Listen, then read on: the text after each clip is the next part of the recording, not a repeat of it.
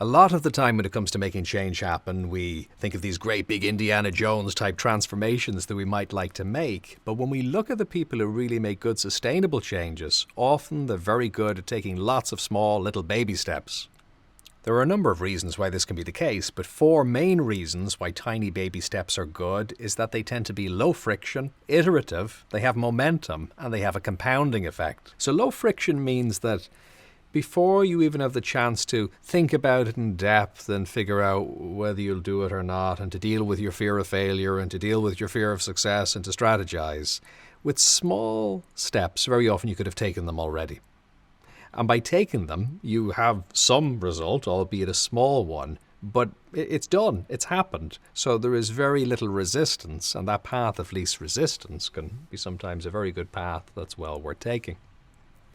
The other big advantage with tiny little baby small steps is that they're iterative, which means that rather than having this big cumbersome plan that you then go to implement and then you realize, oh, that wasn't maybe exactly what I wanted, you get rid of a lot of the fear because you're testing options. You're using a hypothesis as to what might be the best way forward, and you're seeing if it works. And if it doesn't work, no big deal. It was only a small little experiment. If it does, great. If it's somewhere in between, okay, fine. And then you can use that to kind of modularize your approach and to better inform the next step then that you're going to take. Momentum was the other big advantage. When we get used to doing little things, but they're relatively easy to do so we can do them often, it just feels good. We kind of bounce from one achievement to the other. And again, they're small, but there are many moments in the day, so they tend to add up. It's a lovely feeling of flow that comes about, and we kind of enjoy continuing it then from 1 hour to the next and 1 day to the next.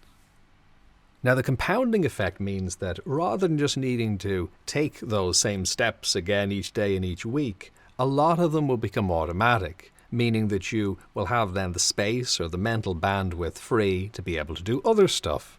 Just like when you learn to walk or learn to drive or ride a bicycle or type or play a musical instrument.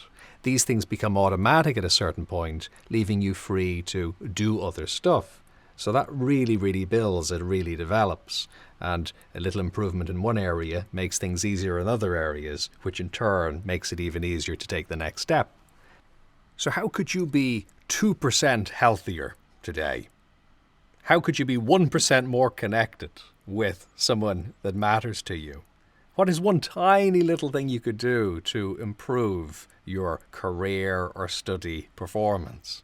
Go ahead, do it. See what happens and have fun developing it.